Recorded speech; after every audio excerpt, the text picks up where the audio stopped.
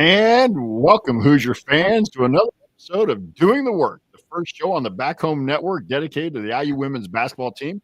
I'm your host, Jeff Marlow, joined by my co-host tonight, Kathy Amos, and then on our 156th episode of Doing the Work, recorded on March 16th, 2025. And this is kind of just a shoot from the hip episode because Kathy and I are just watching the ESPN bracket reveal here, and we're just going to be following along, and we'll update you guys as you come along for the ride here on Doing the Work. We obviously will be waiting for the IU, but we're also going to take a look at the entire tournament a little bit as well. But we'll heavily focus in on IU as we find out where they're going and who they will be playing and who will all be part of their pod. So the ESPN broadcast is just getting ready to start as they're showing kind of the intro here. Kathy, I'll throw it over to you for any initial thoughts here.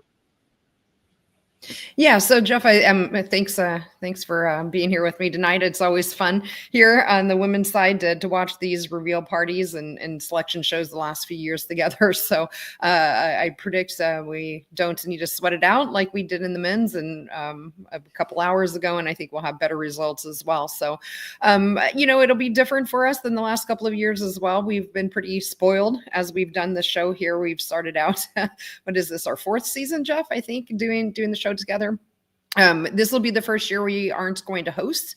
So that'll be a little different. So now It'll be interesting to talk about the location that we end up at. So just as a reminder for those of you maybe new to women's basketball, the top 16 teams will host. Actually, they don't play at neutral sites. So basically Indiana would be traveling to somebody that's in the 1 through 4 kind of area. So I'm just excited to see as we start revealing here from ESPN. So again, for those of you following along live with us, if you don't realize already, ESPN is doing their own women's bracket reveal. So if you have access to television or streaming device or whatever, you can flip on them and follow along with us as well. So yeah, so thanks for being here with me, Jeff. This is always an exciting time. So looks like they're getting started here on ESPN as we're talking. But what about you, Jeff? Do you have any initial gut feel where you think Indiana might be seated and or maybe even location?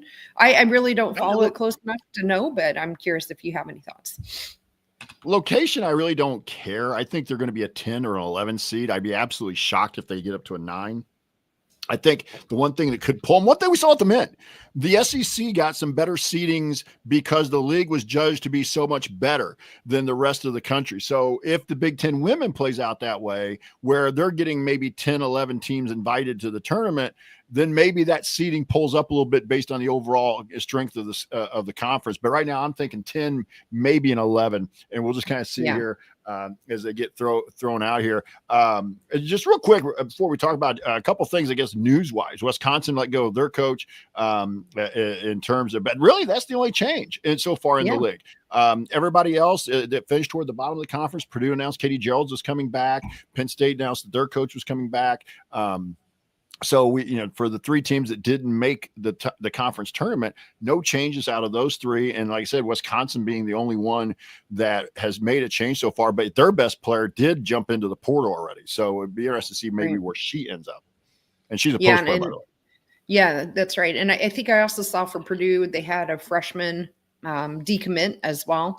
Yes. After the news of Coach Gerald's not being let go, I was a little surprised at that. I'm not terribly, kind of a parallel situation. You have somebody that used to be a fantastic player for Purdue back in their, better years and stuff, and so just hard to get rid of sometimes those incumbents. So it looks like they're kind of setting things up. I don't have my sound on, so I can't hear what all they're saying. But again, just as a reminder for folks, if you don't know, for women, they pick 2 locations where they play the Sweet 16. So this year will be in Spokane and in Birmingham.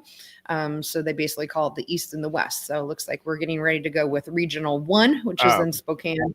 Yeah. Interesting. I don't know. I got put aware of this yesterday. Madison Layden put her name into the portal yesterday, and she didn't even play this past season at Purdue.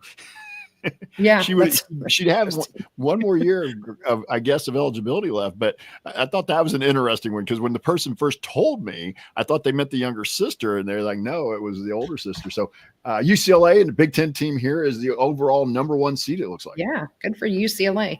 So I was kind of curious to see how this would fall down, especially interesting with, their 2 losses coming this year to USC. I thought USC might vie for that, but I'm sure USC will still get a number 1 seed. So looks like UCLA not only getting the overall number 1 seed, but they'll be in that Spokane regional as well. So should be favorable to traveling for them too, then to stay on that West Coast time zone for them. So play the first 2 games. Play the first 2 games in Los Angeles and then go to Spokane. Yeah, so they'll play the winner of UC San Diego and Southern. Those 2 teams have a 16 seed by a play-in game, basically, or first round, whatever we're calling it now. So also in that regional, we'll have number 8 Richmond playing against number 9 Georgia Tech. So I don't know much about either of those teams. Jeff, do you know much about either Richmond or Georgia Tech? No, I don't know much about those 2 teams. I don't know if you'll see another Big Ten team in this part of the bracket. With the way their rules are, with their rules about how they seed. Yeah.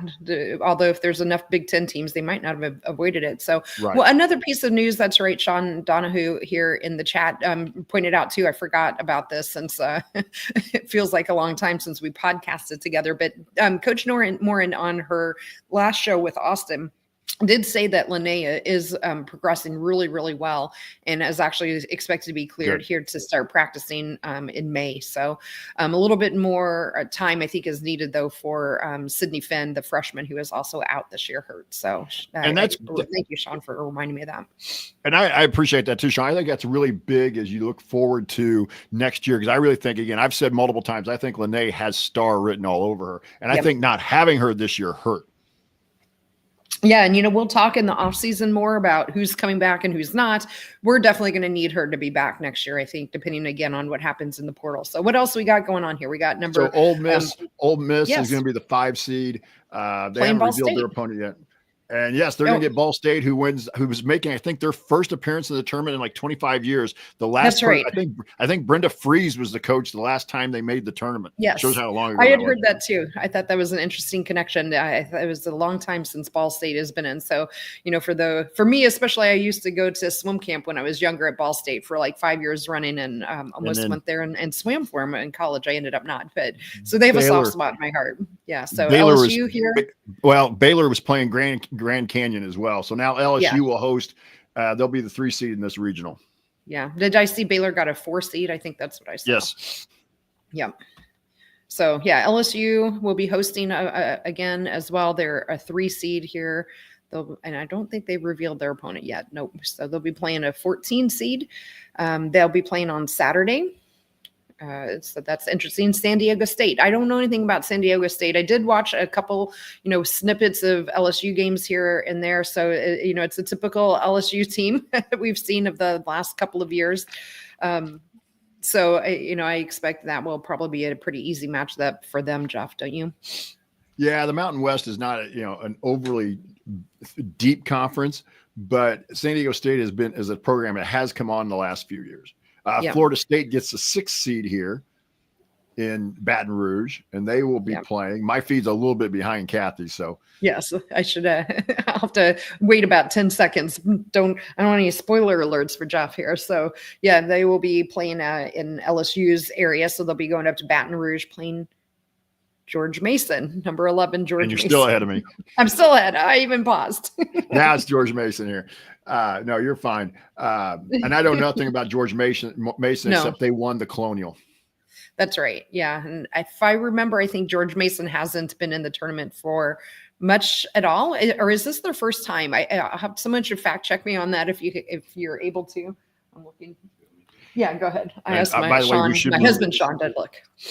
Remind fans that IU will enter the tournament 19-12, so they need a win to extend their consecutive seasons of 20 wins. North Carolina State is the 2 seed in this regional. Yeah, so the North Carolina State had some good wins here towards the end of the year for sure. Yeah, they had a tough loss in, I think, the ACC semifinal with might have been Notre Dame. The Duke. Oh, yeah, they beat Notre Dame. I'm sorry, Duke beat Notre Dame. NC State beat North Carolina to play Duke in the final, where Duke beat them by 14 points. So I'll be interested in that matchup too, or that Vermont. Duke to see where they're coming. Yeah. So NC State should be pretty easy game for Vermont too.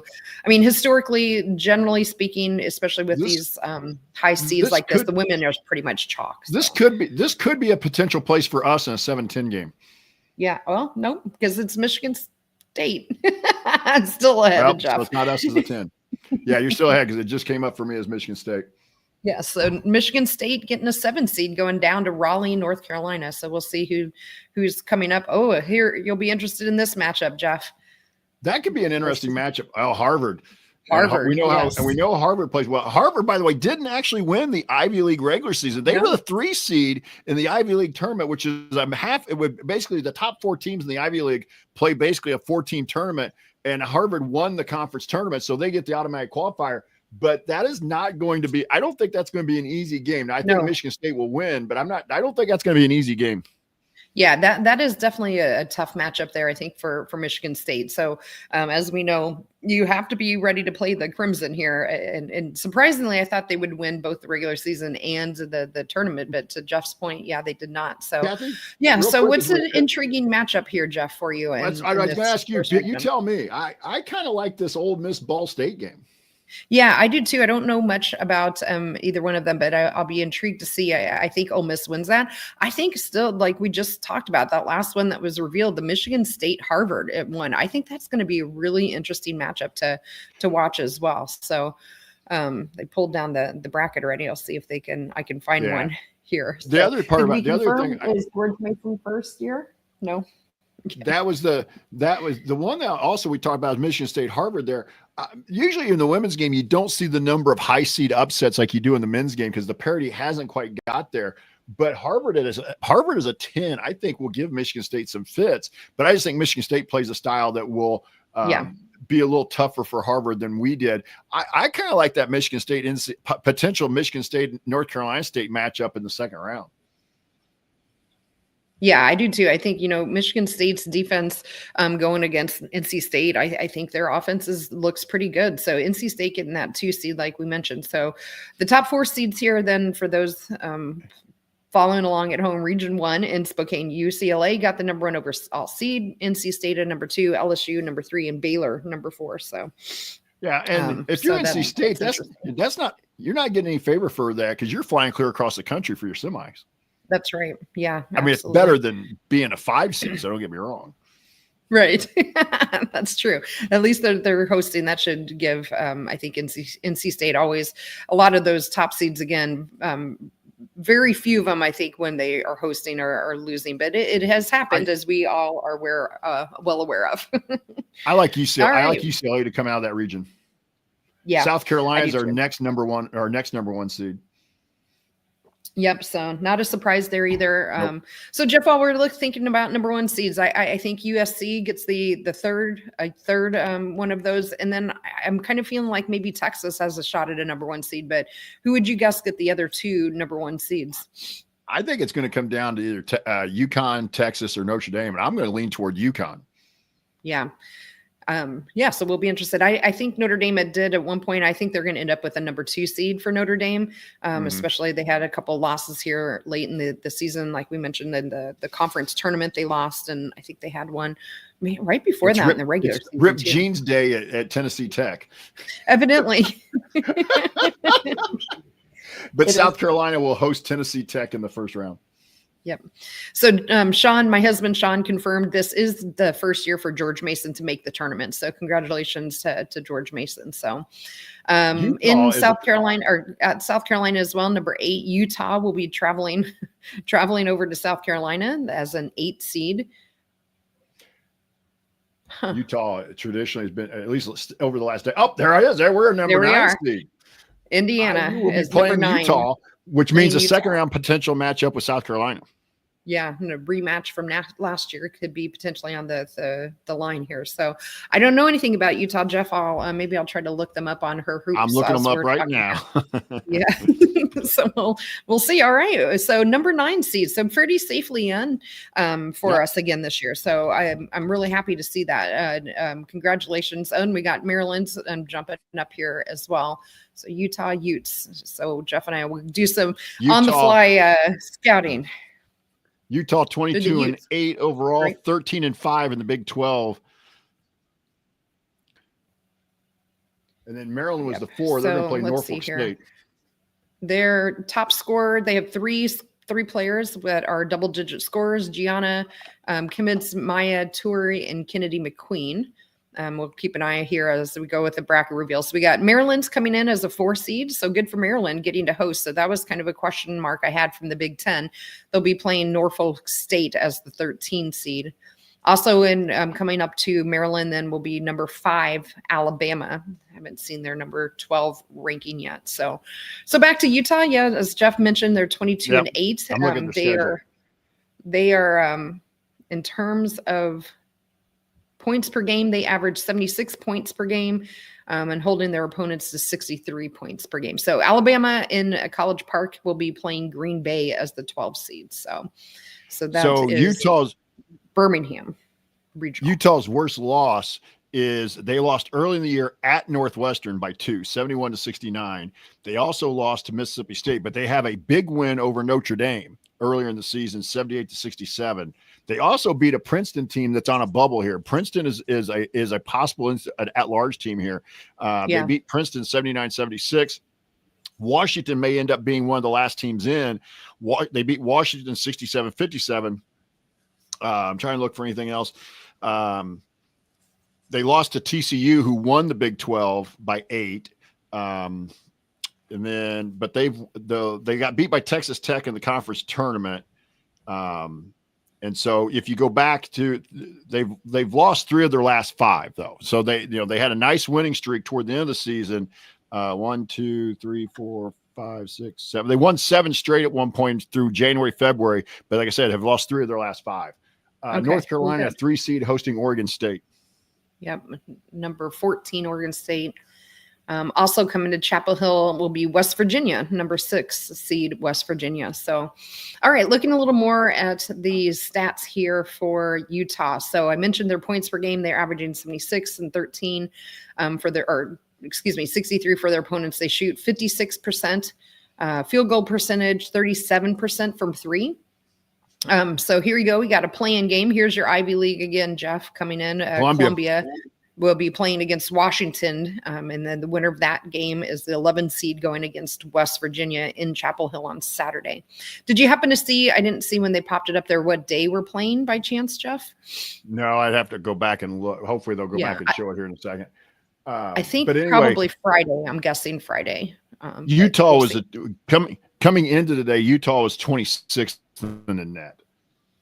Okay, so we got Duke here coming in as a number 2 seed. They'll be hosting a number 15 seed that hasn't popped up. So Utah shoots 46%, 37% from 3. So it doesn't look, at least, and their 3-point rate is only 40%. So I have to log back in here to Hoops and see where that ranks for them. Yeah, we're trying to. So Lehigh, Duke will be playing Lehigh. Lehigh. All right, there you go. So again, that should be a pretty easy one for Duke to start off. So I gotta go back here. Gianna Niebkens leads Utah 19.2 per game and 3 assists per game. She shoots 50% from the field, 90% at the free throw line, and 45% on threes. She's a guard. And then you have Maya Toure, 13 a game, almost 7 rebounds. And then Kennedy McQueen at 10.5 shoots 43% from beyond the arc, 92% at the line. So you got to find a way to make these, they do turn it over 16 times a game. Of course, so IU's had problems turnovers, though.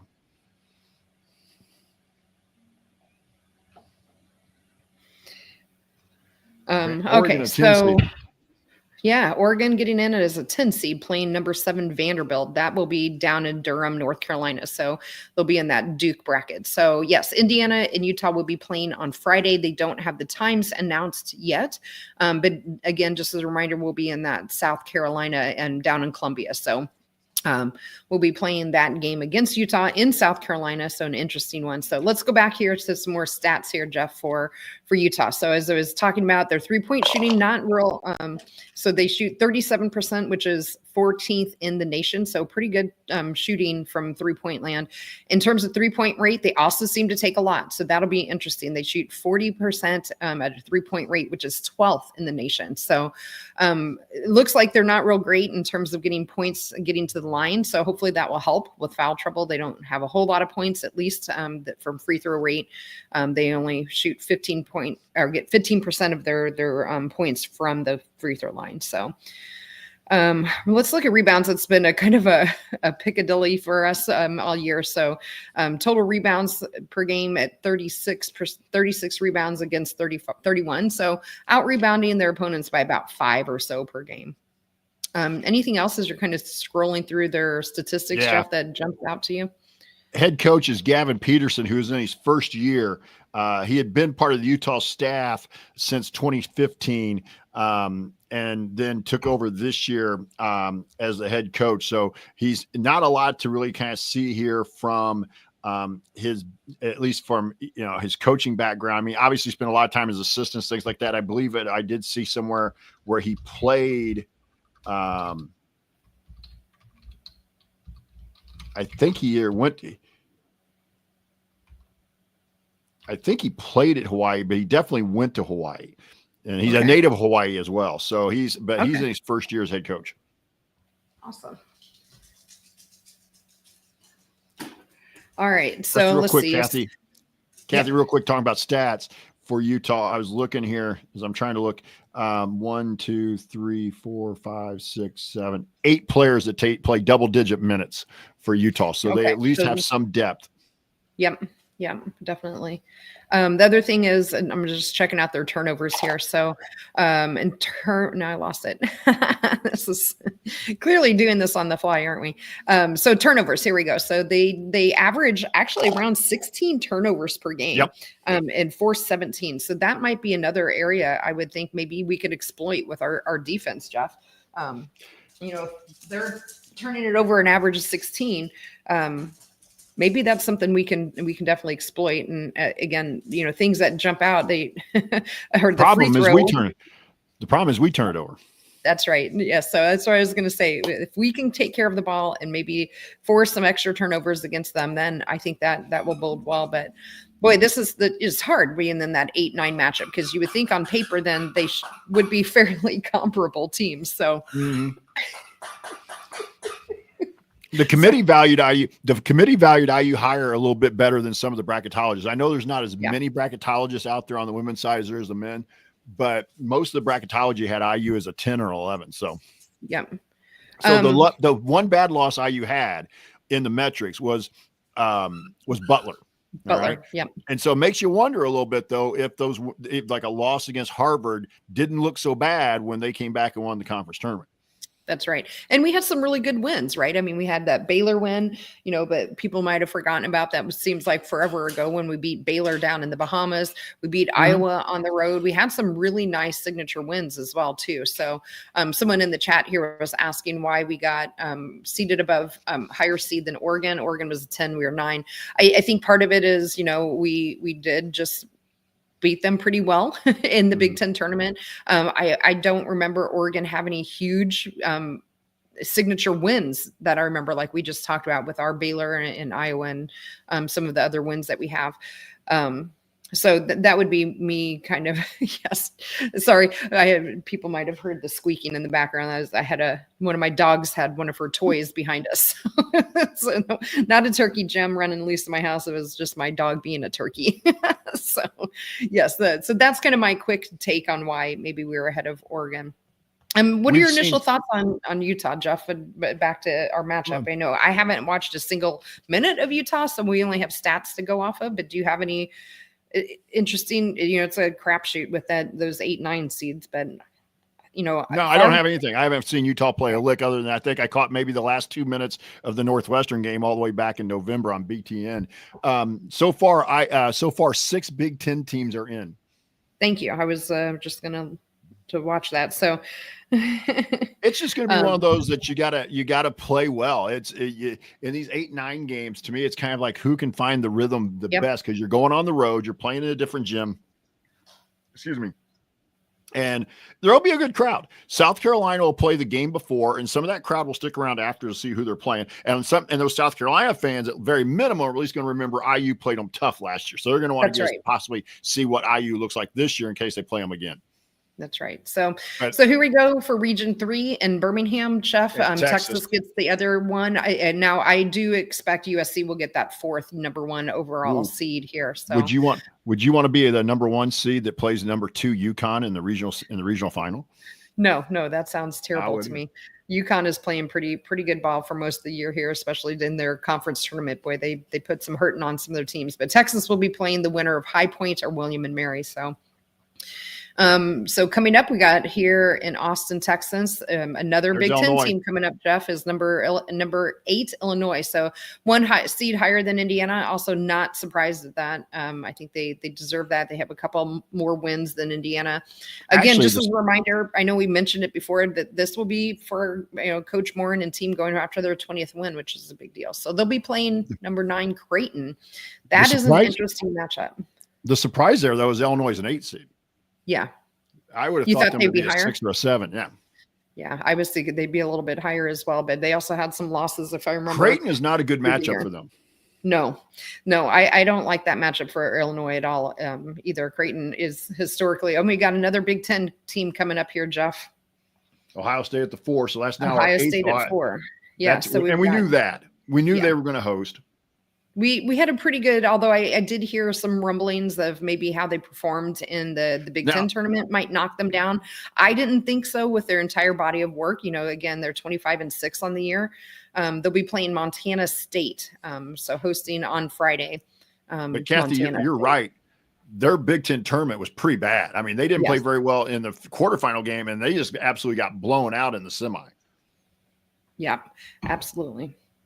So hey, we got about 37 people here joining us live on YouTube, Jeff. So welcome to everyone who's following along with us. Appreciate you all being here. Like Jeff mentioned, if you weren't here at the beginning, we're just pretty loosey-goosey with this. We're just giving some of our initial reactions as we watch here. So if you're following along on YouTube, you can absolutely jump into the chat and give us that. So here we go. Tennessee is a number 5 seed. Interesting. So that'll be in Columbus. I'm assuming, again, Tennessee, whoever they play, coming up here at number 12, South Florida. I expect Tennessee and Ohio State to play. I'm not sure I like that matchup for Ohio State, Jeff. I don't either on paper, but Tennessee fizzled about as bad or worse down the stretch as anybody. Yeah, so you're going to have 2 teams that didn't do real great in either of their conference tournaments and kind of down this stretch, especially for Tennessee late in their regular season as well. Yep. So who has the momentum? It will definitely help Ohio State being in Columbus. So hopefully they have a big crowd come out and support them. So that will be a Friday, Saturday matchup there. Yeah. All right, here you go. Notre Dame, Jeff, is jumping in here as a 3. Oh, it's a 3. That's surprising to me. Are you surprised by that? I thought they would get a number 1 seed. I'm super surprised with that. Hey, I feel that's a bit recency bias. I know Notre Dame hasn't played great, but towards the end. But my goodness, they were in that 5 losses. 10 match. Yeah, they 5 losses. They've been in the top 10 most of the year in terms of rankings. And I know rankings don't come in here, but that's really surprising to me. They'll be taking on Stephen F. Austin. So again, should be easy. Notre Dame should go out there and handle that game. So we'll be interested here to see who their 6-11 matchup is. They look like they're B-dubs. It does look like they're at Buffalo Wild Wings, the Stephen F. Austin team. So interesting, Jeff. You might be interested. Got number 6 Michigan will be playing at Notre Dame. So that is that's a really, I think, an intriguing matchup. Again, to me, I think Michigan, they have all those freshmen. They don't play scared, and they played really well in the Big Ten tournament. And I thought, so they'll be playing, oh my goodness, the winner, Iowa State and Princeton. Yep. And there's that Princeton team I was talking about a little while ago. Yep, that's right. The Ivy's going to get 3 teams in. Interesting. Yeah, they sure did. They did. So Iowa State, they had high expectations early in the year. Iowa State started out the year ranked pretty high. If I remember, they were at least in the top 15, if not top 10. So that's interesting to me with Iowa State because they just really started off the year poorly, but they had some nice wins here towards the end. I know they upset somebody, I believe, in the Big 12 tournament. So that's an interesting matchup for them. TCU led by Haley Van Lith, who's like in her career, like her continues her career around the country. Louisville, right. Louisville, LSU to now TCU. And I think she's actually finally out of eligibility after this season. That's right. Van Lith and TCU, who won the Big 12 regular season and the Big 12 tournament, I believe. They'll play Fairleigh Dickinson in Fort Worth on Friday. Yeah. Jeff, have you been still keeping your tallies on Big 10 teams? I've lost track now with 9. Michigan getting in. I think it's 9 now. Let me check it real quick. So while Jeff is checking on that as well. We got 9. Louisville is another interesting team coming in here. And now we've got number 10, Nebraska. What a second round matchup, though. TCU and Louisville. Haley Van Lith's two schools. That's right. They love their storylines. I don't care what the committee says. The same thing with us being down South Carolina after playing them close, but Nebraska squeaking in here as a 10 seed. So now we're up to 10 Big 10 teams. So yes. Yeah. This bodes. I don't think this bodes well. I don't think this bodes well for Iowa, though. I really don't. I don't know if we get 12 teams in because we haven't seen USC yet, and we know they're in. So if Iowa makes it, that'll be 12 teams. Yep. Yes. So somebody was asking in the chat if Ball State has been selected. Yes, Ball State was selected. They were one of the first teams revealed. If I remember, Ball State is a 14 seed, Jeff. Yes. Help my memory on that. Yeah, I'm pretty sure 14. Yeah. I don't remember the exact. I don't either now. You don't get the full bracket reveal. You don't usually get the full bracket reveal until they're actually done. So it's hard to find an online bracket at this point. Yeah, I'm trying to see if I can find one that's filling it in, but I doubt that's happening. Maybe ESPN is showing us. So yes. So to answer P. Bow's question, yes, Ball State has been selected. We'll fact check this here. They'll show us the bracket again, but I believe there are 14 seeds. So good for Ball State getting in. So who else we got going on? Vanderbilt, I think is just jumped up on the screen, so I didn't catch where they're at. So looks like we're taking another break here, Jeff. So anything's yet surprising. So yeah, concerned on Iowa now. I thought they might have a chance to kind of squeak in. I think they just had too many losses. I remember they went on at least a 5, if not 6 game losing streak there in the middle of January into February. They turned around and righted the ship. They do have that great win against USC, but I just think they're going to have maybe too many losses if they end up not getting in. So that's kind of what my initial thoughts are on there. And kind of blew a game, if I remember right. I hate to say blew, but they had the lead, I believe, and let it get away in the Big Ten tournament. That's right. Yep, they sure did. Yeah, they did. Oh man, my internet is so slow tonight. So yeah, but I have not been able to find. All right, I'm going to go back again and look at Utah. So I'm going to look some more at Utah. Some teams. Anything else jumping out to you, Jeff? Yeah, I'll take it from here while you look up stats. The thing to keep an eye on, we haven't seen UConn yet, which I assume UConn's going to be a 2 seed. We haven't seen USC yet. And like I said, we're kind of keeping an eye for Iowa to see if they make it in from that standpoint. Some other teams to keep an eye on that, maybe nationally, I'm trying to remember if we've seen them pop up yet. We haven't seen Carolina. If I recall, we haven't seen North Carolina yet. We did. We haven't. Yeah. Did we see North Carolina? We did see North Carolina. Yeah. They jumped up in there at one point too. One of the earlier ones that jumped in there. Right. Stanford's going to be a story here. Stanford's not going to make the tournament for the first time in like 36 years. So that's going to be a story. If you're the Big Ten, all 4 teams you brought in are making the tournament. All 4 are making the tournament. You think Washington's going to get in? They are in. They're a play-in game. Oh, did they? Yep. They're one of the 10. Okay. I can't keep up between trying to talk and watch. And somebody fact checked me and corrected me. Thank you, Jack, for pointing out Ball State is a 12 seed, not a 14 seed. So, so thank you, Jack, for looking that up. Like I mentioned, my internet is just not cooperating with me right now. So it's everything. I can't pull up any other websites. I'm afraid my TV and everything is going to crash. I don't know what's going on. Where's my computer? I was talking to my husband earlier today. I might be due for a new laptop. If IU's lucky enough to win their first game or good enough to win their first game, that will be obviously a very tough matchup with South Carolina in the second round. That's right. So another piece of news while we're waiting during commercial break here, Sean, again, Donahue is just really giving us all kinds of fun stuff in the chat. So another piece of news that's one of our freshmen for next year, Maya Makalewski, was named Gatorade Player of the Year. So with her, assuming Lene and Jules come back next year, which I expect both of them to be back, that would give us actually three next year. So that's kind of fun. So Sean, thanks for pointing that out. So like I said, we were kind of loosey-goosey with this podcast. We didn't really put together any kind of run sheet with news and stuff. So we're just kind of winging it tonight. So it's really exciting.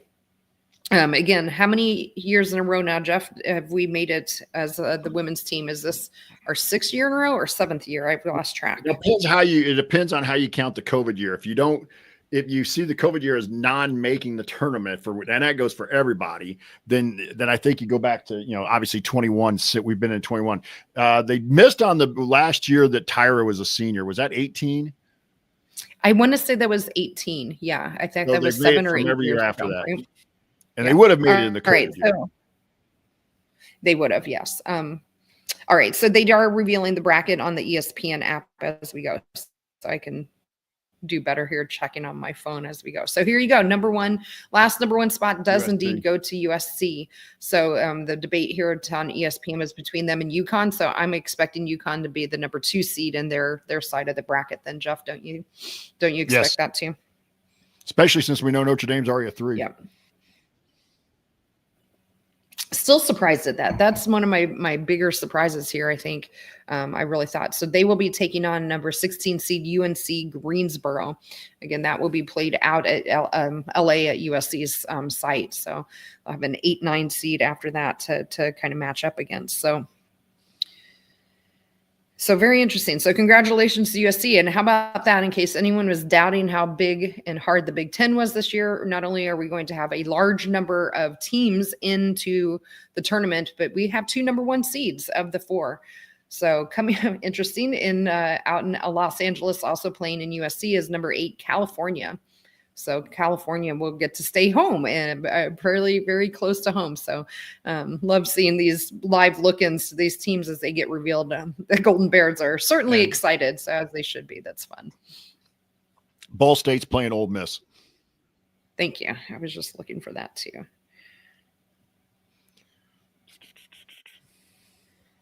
Yes, number 5, Ole Miss taking on Ball State. Yeah, Mississippi State is the 9 seed going out to LA. So that's a tough travel schedule there for Mississippi State, Jeff. Traveling all the way from Mississippi versus Cal. So here comes your number 4 seed. Interesting. Kentucky will be hosting. Yeah, number 4. Not surprising. Kentucky's had a pretty good year at 22-7 for them this year. So we got a lot of dancing and exciting excitement going on in Lexington as well. So good for them. So we'll see here in a minute who their 13 seed opponent will be. So they will be taking on Liberty. They are at 26-6. So good for Liberty. I believe they won their conference tournament to get in and punch their ticket, as you will. So, so interesting. Somebody asked if we have the most teams in the Big Ten. I seem, Sean, you're asking if we have the most teams from any conference. I would expect yes, Jeff, don't you? I don't know there's going to be another conference that gets more teams in than the Big Ten. Do you? Yeah, I'm just doing that for verbal people that are only listening. Yeah, we'll have the most. We'll have the most. K-State be taking on Fairfield in Lexington. Yep. Yep. So then the winner of that game, presumably Kansas State and Kentucky, will be taking on each other. That's another interesting matchup. Again, Yes, I haven't seen a whole lot of either team, but those 4-5 matchups can really, I think, go either way as well as you would expect if the committee did it. So here comes the last part of the bracket. So number 3, Oklahoma will be your other final number 3 seed.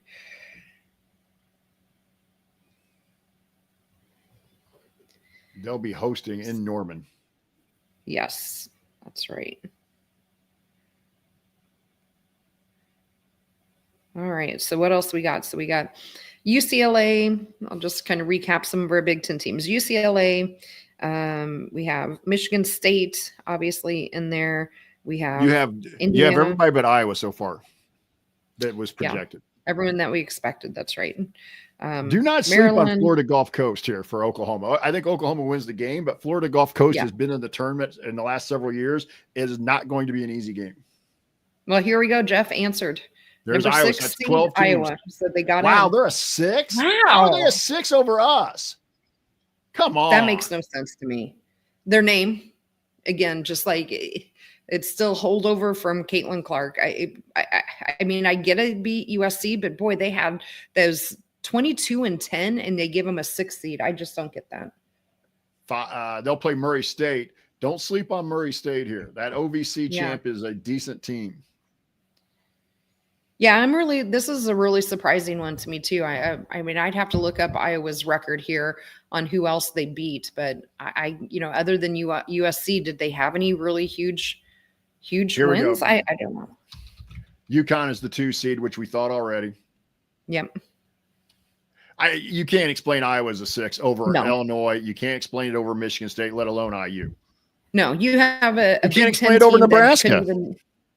No, I mean, you got a Big Ten team that didn't even get a bye at all in the Big Ten tournament because they finished that low in the conference. This makes no sense to me at all. But no, I would really like to hear from like the chair of the committee to understand how some of these seedings have gone for them. That's really shocking to me, quite honestly. Yeah, it's very shocking. I do. I think it's just name brand again, why they got that. So rounding out here, we had Oklahoma and Florida Gulf Coast, and then number 7, Oklahoma State will be going out to UConn. They will be the number 7 seed in that round of the bracket. So we got one more team here to kind of fill out our full bracket here. So that will be South Dakota State, number 10, South Dakota State. Don't sleep on the Jackrabbits. No. I really like some of these mid-majors in the women's game to pull an upset here like this. I'm not saying they will. I'm not going to be that kind of predictor, but if I was going out on a limb to say a team to watch would be South Dakota State. An interesting one here, Gonzaga won the West Coast Conference regular season, but got beat in the semis of their conference tournament, did not make the tournament. That's right. And that's the first year in several years that Gonzaga's women have not made the tournament. Yeah. And I know you started talking about it, Jeff, and we mentioned it in our last podcast that we did together. Stanford not making the field this year, which was expected after their season has just definitely not gone the way that was expected. But do you remember how many years now it's been since Stanford has not made the tournament? I think you had mentioned that 35 or 36. It's been a long 35 or time. 36. And Sean Donahue here again in the chat. Both of Lily's parents played at South Dakota State. So thanks for that fun fact, Sean. I appreciate that. And somebody asked, it was Peebaugh, IU, Notre Dame, Ball State are the only 3 teams from Indiana in the tournament. Yes, that's right. That's right. Peebaugh. Purdue didn't even make the Big Ten tournament. They weren't even going to be considered. The only other one you could potentially maybe have thought about would have been University of Evansville, but I wouldn't think that they would have been a big consideration. Nobody was getting consideration unless they somehow pulled a win in their conference tournament. Yeah. There's just the other women's programs in the state are not very strong. Valpo, Evansville, Southern Indiana, Indiana State. Indiana State, Purdue, Fort Wayne, IU, Indy, Butler are just not strong programs right now. Real quick, Kathy, I'm going to give my predictions. You give yours. Yep. I'm kind of going to go chalk here. My Final Four, I like USC. I like South Carolina. I like UCLA. I don't like Texas, though. I don't like Texas there. But I can't remember who the 2 seed was there. TCU. TCU. TCU. I'm not sure I'm sold on TCU either going that far. I'm going to go Notre Dame here, and then also UConn. I think UConn beats USC in that regional final.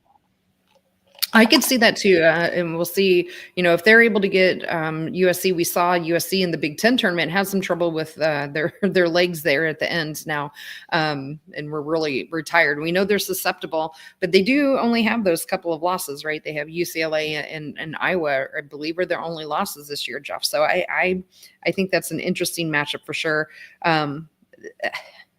I think I agree with you.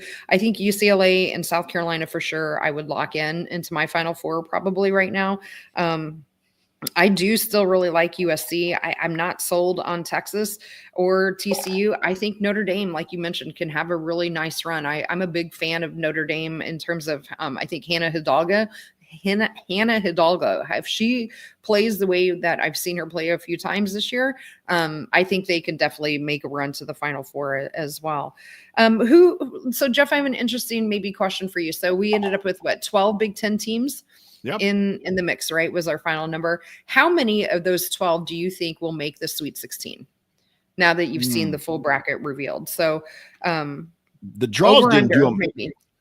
The draws didn't necessarily do them a whole lot of favors. I'm trying to pull back here. So we have 4 teams hosting. So maybe we'll start there. Do you think all 4 of the hosting teams make it to the Sweet 16? Or do you think one of those is up for an upset? I have one in my head I think could be a potential upset.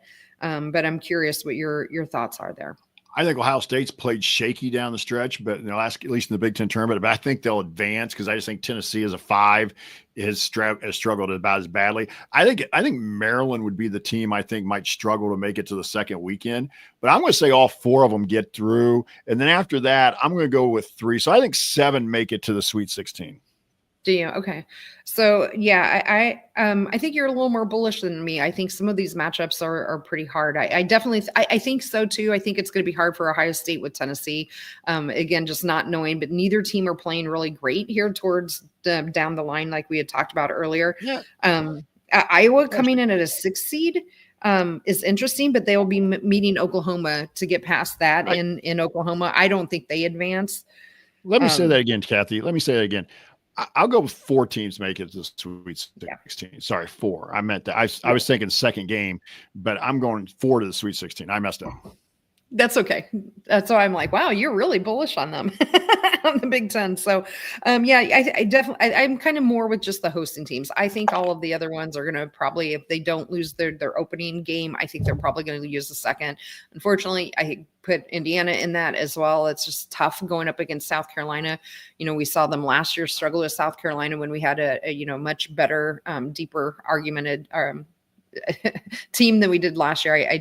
I think we win our game against Utah. I'm going to go ahead and throw that out there. Jeff, that's going to be my prediction. I think we can, with Coach Morin and the team are going to be really well prepared for Utah. I like our chances if we can, especially like we talked about, keep our turnovers down, figure out how to rebound. Utah doesn't seem like, at least on paper, a strong rebounding team. So it kind of seems like this matchup might be a good one for us. So I think for us, it's going to come down to which team is hitting their threes that day. Because at least, again, on paper, it looks like Utah takes and hits a lot of threes. And we know when we're going well and we get double-digit threes, I think have not lost a game this year. So if we're hitting our threes, I like us in that game. But I do see us falling to South Carolina in our second game and not making it to that second weekend. But what are your thoughts? No, I agree. I think they can win the first game, but I don't see them having the firepower for South Carolina in Columbia. If you were playing them again someplace else, then maybe you might be able to pull the upset. But you're playing them on their home floor in front of their home crowd. Dawn Staley will have them ready.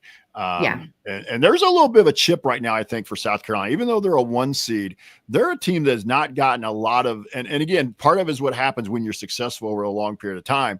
It's almost like they've kind of become a forgotten team. And I got a feeling she's using that to their advantage in that locker room, that everybody's talking about USC. Everybody's talking about UCLA. They've talked a little bit about times about Notre Dame and Texas. And of course, UConn's going to get some love.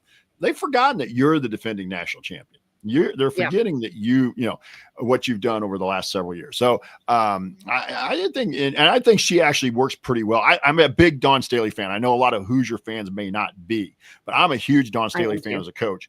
And I think she really does that us against the world mentality pretty well. You know, and it can be an effective coaching way. You know, when you can get a team to buy in that, you know, it's us against everybody else.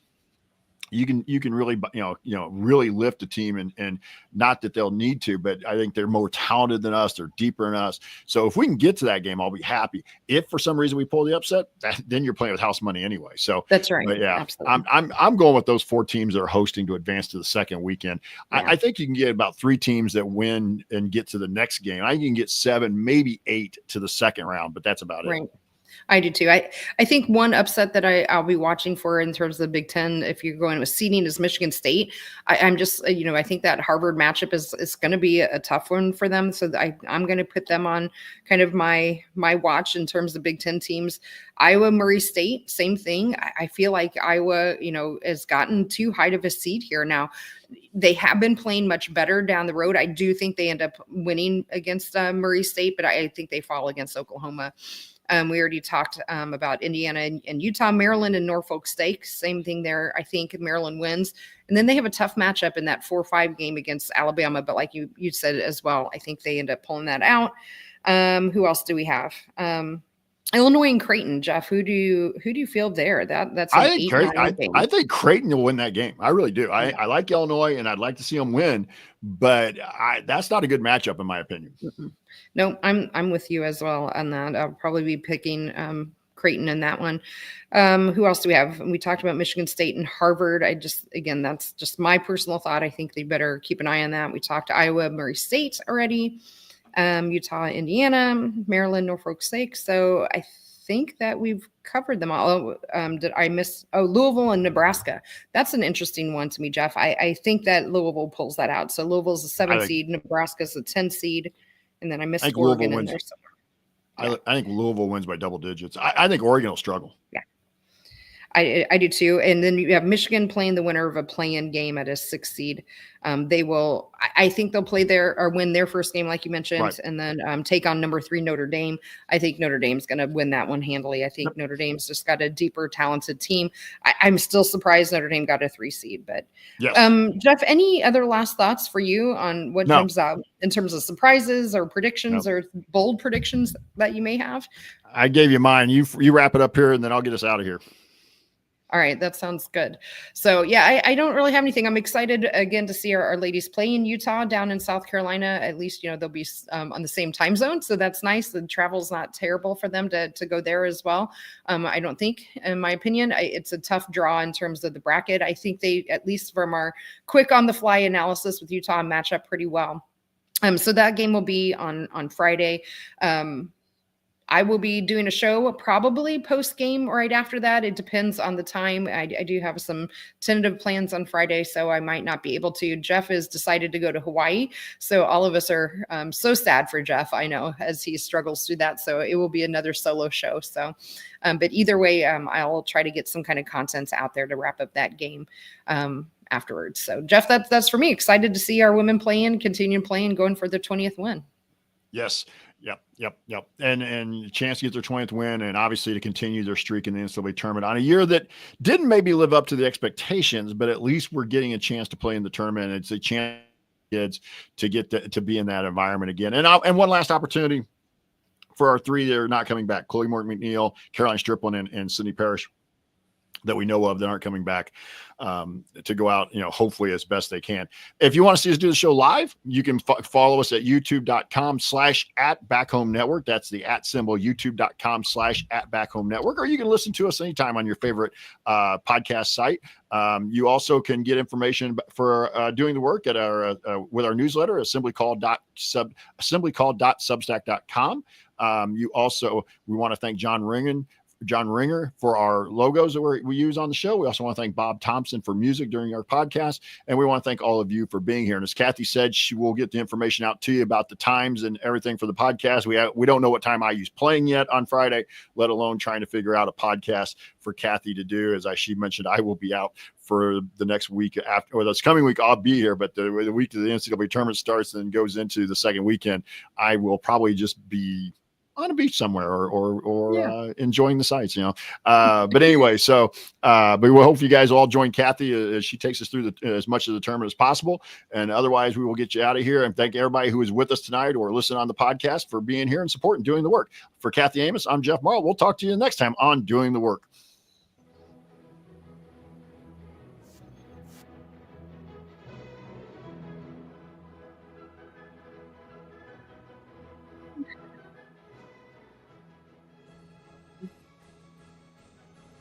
All right. Well, I don't know if you can hear the sound at all, but it says it's playing.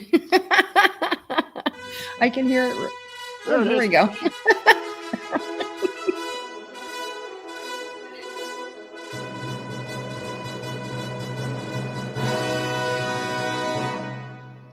Well, that was weird. So, all right. Well, thanks everyone being here live with us. It was a lot of fun. Hopefully you had a little fun along with us. So have a good weekend, everyone. Take care.